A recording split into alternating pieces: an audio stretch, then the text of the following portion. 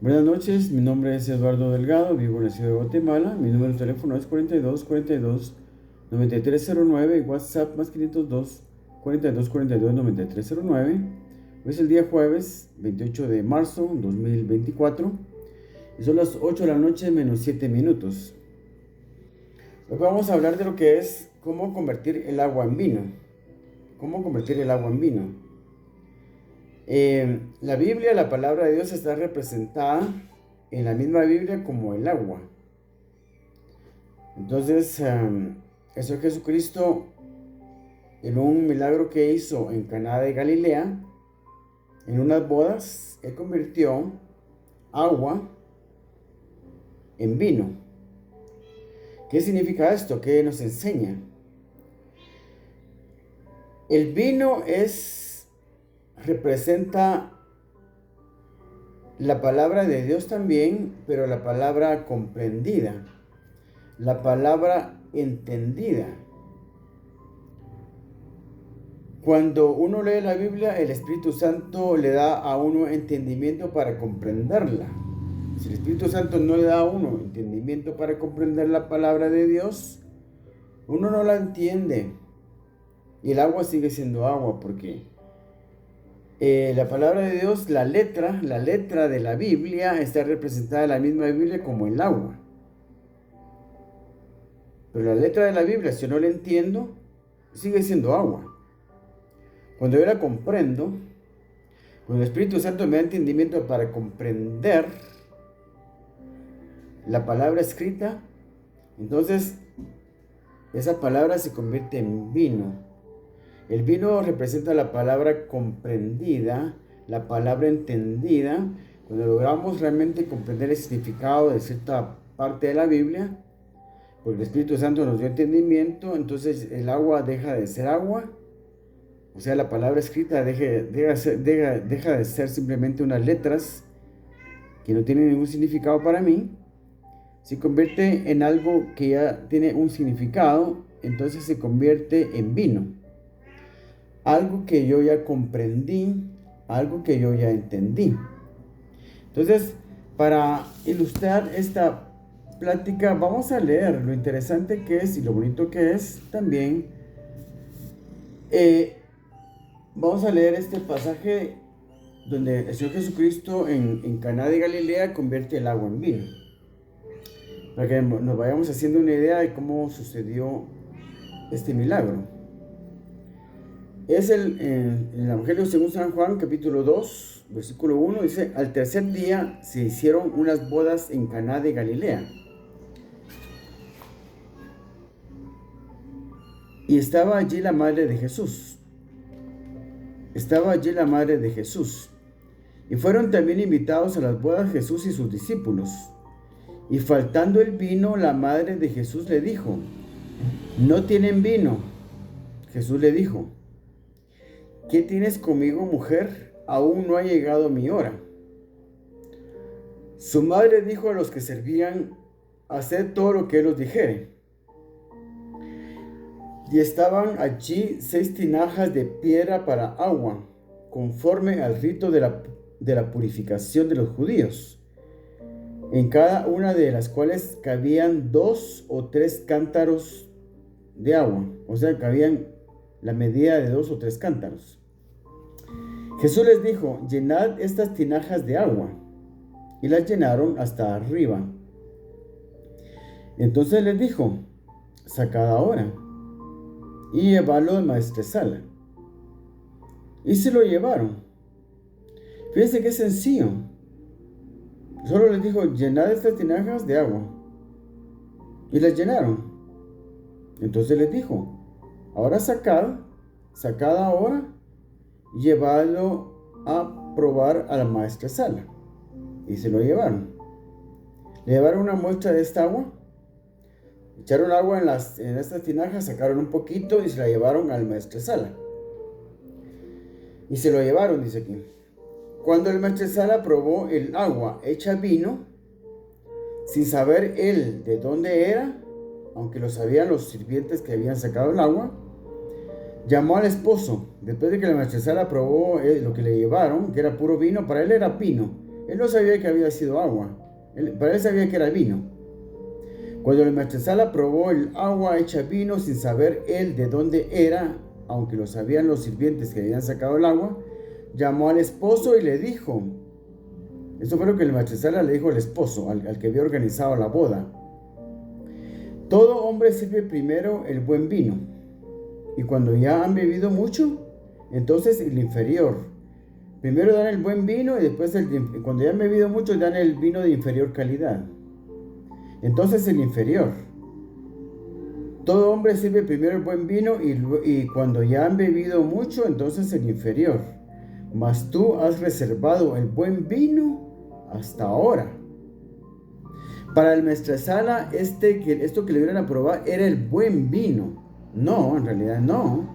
El buen vino fue el que sirvieron primero. Después sirvieron el de mala calidad, porque ya no había vino. Por eso fue que la mamá de Jesús le dijo, mira, vino ya no hay. Entonces ya se habían servido los dos tipos de vino. Ya se había acabado todo. Ya no había nada de vino. Primero se servía, acostumbraban a servir el vino de primera calidad, de mejor calidad, y después el segundo, que era de inferior calidad. Cuando ya habían tomado mucho, les servían el segundo, de inferior calidad. Pero aquí ya habían servido los dos. Y cuando el maestresala probó esto que le dieron a probar, que era vino, aunque había sido agua, él no lo sabía, llamó al esposo que había organizado la boda y le dijo, todo hombre sirve primero el buen vino y cuando ya han bebido mucho, entonces el inferior. Mas tú has reservado el buen vino hasta ahora. Hasta ese poquito de vino que probó él, dijo, bueno, este es el buen vino. O sea que el que realmente era supuestamente el buen vino, ya lo habían servido, se había terminado. Él no lo daba como el buen vino. El buen vino era este. Porque es esta agua que el Señor Jesucristo la modificó y la cambió en vino, la convirtió en vino. Imagínese usted de qué calidad era. Un vino hecho por Dios mismo, era de la más alta calidad que se puede imaginar uno.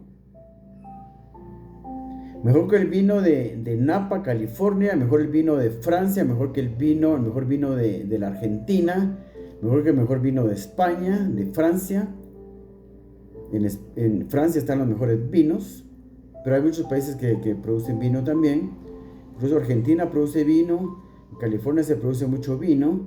Este era el mejor vino que se pueda probar sobre este planeta en la historia de la humanidad. Pero el punto es que, ¿quién nos enseña?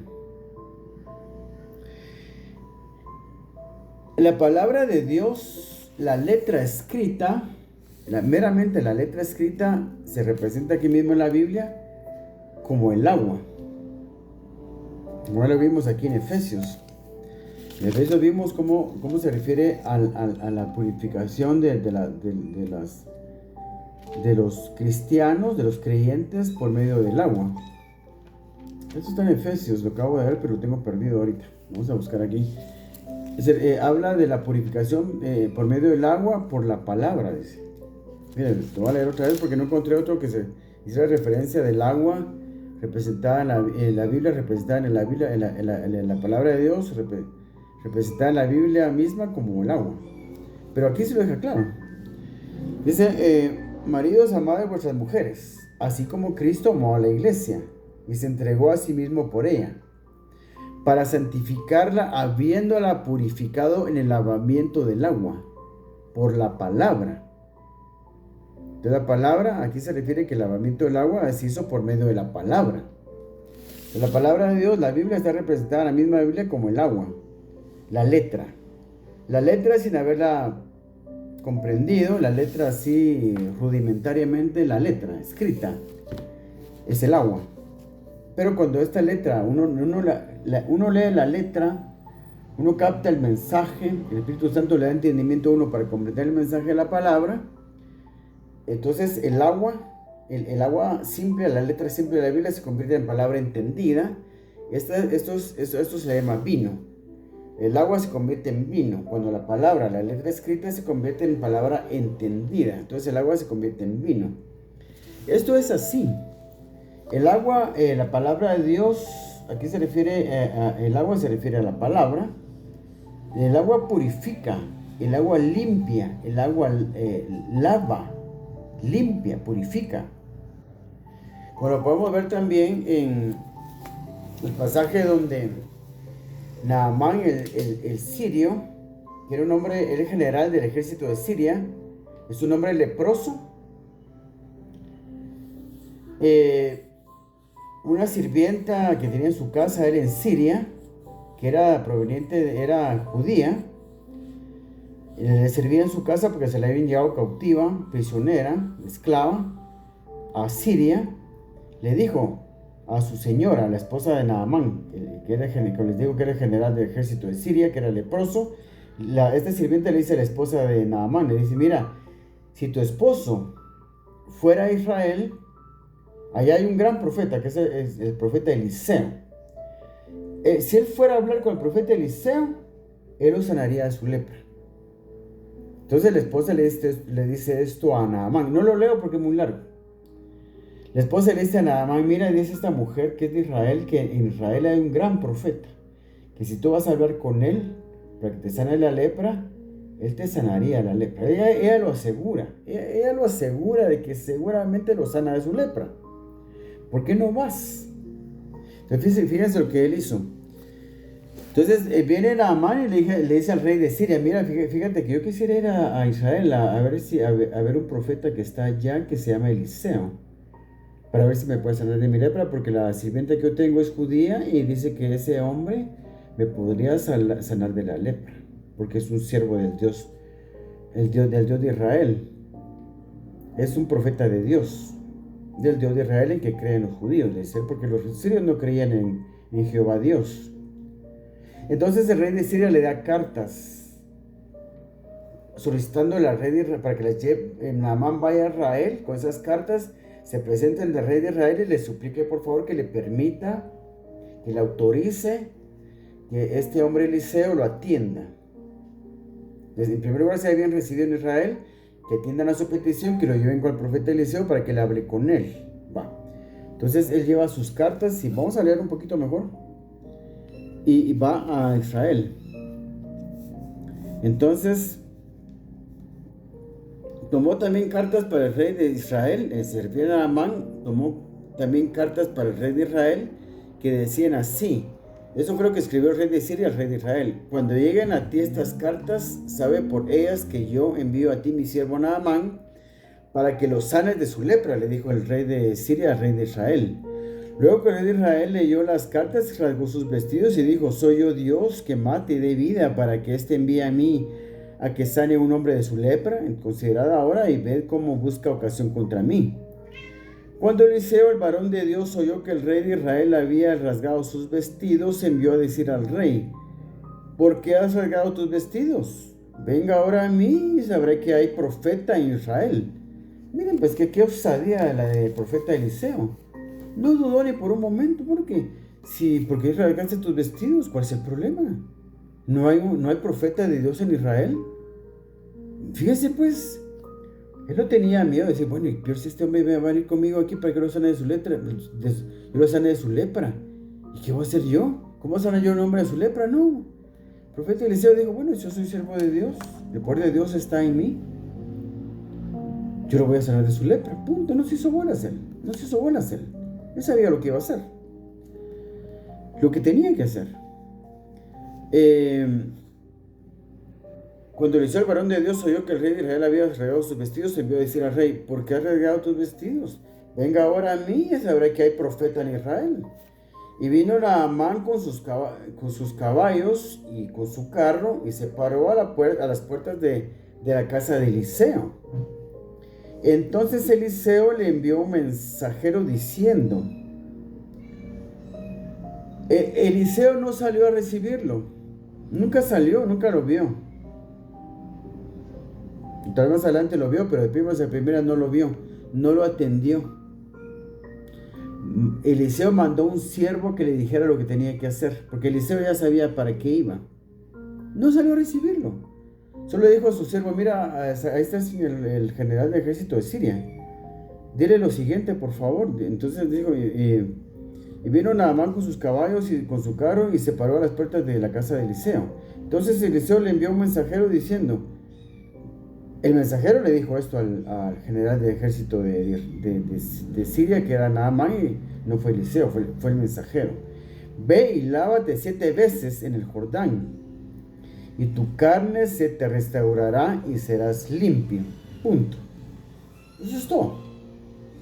Ve y lávate 7 veces en el Jordán, y tu carne se te restaurará y serás limpio. Aquí podemos ver cómo desde el Antiguo Testamento, en el libro de los Reyes, se hace referencia al pacto de la sangre de Jesucristo para redención de los pecados.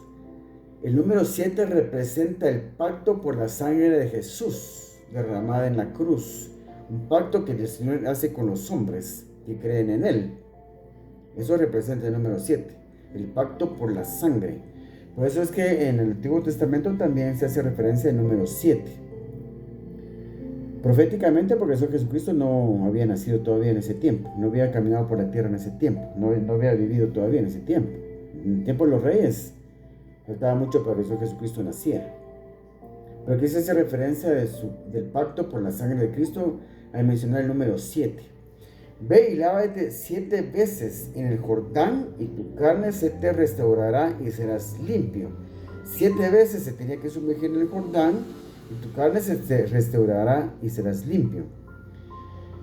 Y Naamán se fue enojado, diciendo, he aquí yo decía para mí, saldrá él luego, y estando en pie, invocará el nombre de Jehová su Dios, y alzará su mano, y tocará el lugar, y sanará la lepra. Él ya venía con una idea preconcebida de lo que debía de hacer el profeta. Porque ya había visto en la televisión cómo los siervos de Dios hacían ciertas cosas y sanaban a los enfermos. Bueno, ya digo yo, bueno, esto me va a poner las manos encima, va a proclamar el nombre del Señor y voy a ser sano. Yo lo había visto por televisión. Así ya venía con sus ideas preconcebidas. Entonces Eliseo, y Naamán se fue enojado diciendo, y aquí yo decía, para mí saldrá luego, estando en pie, invocará el nombre de Jehová su Dios, alzará su mano, tocará el lugar y sanará la lepra. Habana y Farfar, ríos de Damasco, ¿no son mejores que todas las aguas de Israel? Si me lavare en ellos, ¿no seré también limpio? Y se volvió y se fue enojado. Mas sus siervos se le acercaron y le hablaron diciendo, Padre mío, si el profeta te mandara alguna gran cosa, ¿no la harías? O sea, si te hubiera dicho algo más difícil, ¿no lo harías? ¿Por qué no vas a hacer esto que es más fácil? Vas a hacer una cosa sencilla. ¿Por qué no lo vas a probar? ¿Por qué no lo vas a hacer? Te vas a ir de regreso sin probarlo, sin intentarlo siquiera.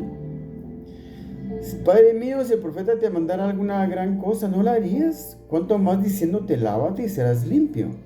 Él entonces descendió y se zambulló 7 veces en el Jordán, conforme a la palabra del varón de Dios, y su carne se volvió como la carne de un niño, y quedó limpio. Y volvió al varón de Dios, él y toda su compañía, y se puso delante de él, y dijo, he aquí ahora conozco que no hay Dios en toda la tierra, sino en Israel. Te ruego que recibas algún presente de tu siervo. Mas él dijo, vive Jehová en cuya presencia... Aquí se lo atendió. Cuando vino de regreso se lo atendió. Mas él dijo, vive Jehová en cuya presencia estoy, que no lo aceptaré.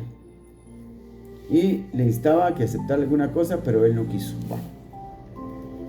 Entonces, miren pues, aquí el agua del Jordán representa la palabra de Dios. El sumergirse 7 veces representa leer la Biblia completa. O sea, sumergirse en el agua del Jordán, sumergirse completamente es una lectura completa de la Biblia. Sumergirse completamente en las aguas del Jordán representa la lectura completa de la Biblia completa, una lectura de la Biblia completa. Eso es sumergirse en las aguas del Jordán. Recordamos que el agua representa la palabra de Dios. El agua representa la palabra de Dios. Aquí en este caso, en este relato, en las aguas del Jordán son la palabra de Dios. Sumergirse una vez es leer la Biblia completa. Leerla 7 veces es ser purificado de forma completa. La purificación completa de nuestro ser, que las lepras de nuestro ser sanen y sean quitadas, seamos sanados de las lepras, la lepra del chisme, la lepra de la codicia, la lepra de la avaricia, la lepra de la desobediencia, la lepra del alcoholismo, la lepra de la drogadicción, la lepra de la incredulidad. Porque acordémonos de que el chisme está representado por la lepra en el relato en que María y Aarón empiezan a criticar a Moisés. María le dice a Aarón, mira, nuestro hermano Moisés se fue a meter con una mujer de color, que se fue a encontrar allá en una mujer de no sé dónde era la mujer. Está criticando porque había adquirido una esposa, ahí dice el nombre de dónde era, pero es que era una mujer de color, una mujer de raza negra. Lo están criticando por eso. Y dice María, y dice Aarón también, pues si Dios no le habla solo a él, a nosotros también nos habla. Estaba a criticar y criticar, va a chismear ahí en contra de Moisés. Y Dios le dice, a ver, vengan para acá los dos. Los llama. Vengan para acá los dos. ¿Por qué está criticando a Moisés? Un hombre con quien yo hablo cara a cara. Nunca he tratado a una persona como he tratado a Moisés. El único que ha hablado cara a cara conmigo. Y nunca va a volver a ver otro hombre que hable cara a cara conmigo, como Moisés ha hablado conmigo. ¿Cómo pueden ustedes ponerse a criticarlo? Y en ese mismo momento, María resultó con lepra. Le dio lepra. Entonces se entera, Aarón se asusta, llaman a Moisés y le dicen, mira, Aarón le dice a Moisés, mira, nuestra hermana María resultó con lepra. ¿Pero por qué? Porque te criticamos, porque te estábamos criticando, te estábamos pelando, arrancándote la piel estábamos. Y por eso fue que resultó con lepra. Por favor, dile a Dios que la sane, por favor. Se le dice a Aarón a Moisés, que la sane, por favor. Entonces Dios le dice a Moisés, la voy a sanar, pero que espere 7 días. 7 días. Si su padre escupiera sobre su rostro, ¿no esperaría 7 días para ser purificada? Entonces tuvieron que esperar a María 7 días. Otra vez el número 7, que representa la sangre redentora, el pacto por la sangre redentora de Jesús en la cruz. Por eso tuvo que esperar 7 días para ser purificada. Por eso son 7 días. Porque representa la sangre limpiadora, purificadora de Jesús. El número 7 representa el pacto por la sangre de Cristo Jesús. Por eso el 7 se repite tantas veces en la Biblia. ¿Cuántas veces más solo en el primer libro de Apocalipsis dice 7 muchas veces, de verdad? Entonces miren, pues, entonces el chisme está representado en este pasaje como está representado con la lepra. En este pasaje la lepra representa el chisme. Entonces cuando leemos la Biblia completa 7 veces, es cuando somos purificados completamente de esas lepras. Ninguna persona que no haya leído la Biblia 7 veces no se ha terminado de purificar todavía de las lepras que tiene. Todavía chismea, todavía es avaro, no le gusta ofrendar porque es avaro, no le gusta regalar nada a los pobres porque es avaro. También es codicioso, viendo a ver cómo vende el azúcar, más cara, cómo vende 14 onzas de arroz metiéndola como si fuera de 1 libra. Vende el arroz más caro, el frijol más caro, frijol viejo, lo vende caro, porque es codicioso. Todas las lepras que tenemos nos van a ser limpiadas cuando hayamos leído la Biblia 7 veces. Eso lo hice yo. Cuando yo leí la Biblia 7 veces ya sabía que a dónde iba, porque cuando leí la Biblia 3 veces seguidas, la Biblia completa 3 veces seguidas, fue cuando el Señor me enseñó este pasaje de Naamán. Yo no entendía, el Señor me lo enseñó. Entonces el Señor me dijo, mira cómo vas cambiando, mira cómo vas cambiando. Cuando yo en por mi tercera lectura de la Biblia, yo me sentí diferente. Fue por eso que me puse a pensar en eso. Dije, ¿cómo me siento diferente ahorita que estoy leyendo tanto la Biblia? Dije yo, acabo de terminar mi lectura número 3 de la Biblia y me siento diferente. Entonces fue cuando el Señor me enseñó esto. Me dijo, espérate que llegas a la séptima lectura, me dijo el Señor. Entonces yo pude ir viendo cómo en la cuarta lectura fui cambiando más. En la quinta lectura fue purificándome más. En la sexta lectura, hasta cuando ya la séptima lectura, dije yo, la séptima lectura de la Biblia completa, yo me di cuenta de que había sido transformado, porque fui purificado. Entonces mis lepras cayeron de mí. Entonces la enseñanza para hoy es esa. El agua representa la Biblia, la letra escrita, la letra simple, la letra escrita de la Biblia, el agua. Pero cuando leemos la Biblia, el Espíritu Santo nos da entendimiento para comprender su mensaje. Entonces la palabra entendida está representada por el vino. El agua se habrá convertido en vino cuando leamos la palabra de Dios y el Espíritu Santo nos da entendimiento para comprenderla. Será entonces cuando el agua se habrá convertido en vino. Entonces también dice, lo último que les voy a leer, aquí vamos a terminar. Una cosa que es importante que les mencionen también es este pasaje de Proverbios, donde también se menciona el mosto. Mosto es vino, pero vino nuevo. Mosto es vino nuevo. Aquí se menciona el mosto. Fíjense pues. Con esto vamos a terminar. En Proverbios 3:9 dice, honra a Jehová con tus bienes, con tus riquezas, con tus bienes materiales. Honra a Jehová con tus bienes, o sea, ofrenda a Jehová. Honra a Jehová con tus bienes, ofrenda a Jehová.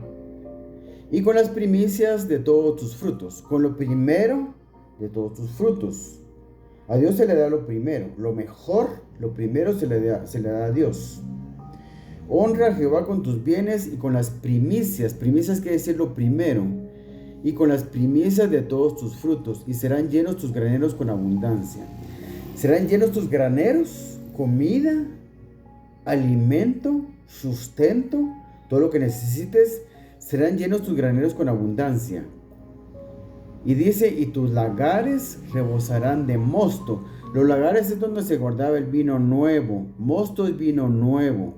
Y tus lagares rebosarán de mosto. Entonces, al ofrendar a Dios con las primicias, con lo primero, se nos promete abundancia de alimento. No nos va a hacer falta nada de comida, alimento, sustento. No nos va a hacer falta el sustento. Pero también se nos ofrece vino nuevo, que es palabra entendida, que es entendimiento para comprender la palabra. Vamos a tener mucho vino nuevo, o sea, mucha palabra entendida.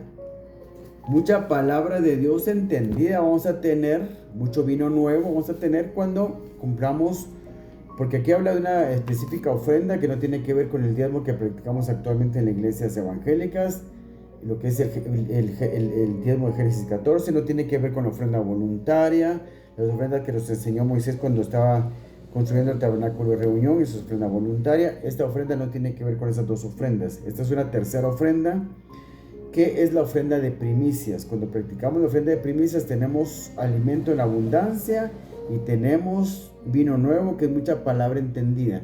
Dios nos va a dar mucho entendimiento para comprender la Biblia. Que Dios lo bendiga.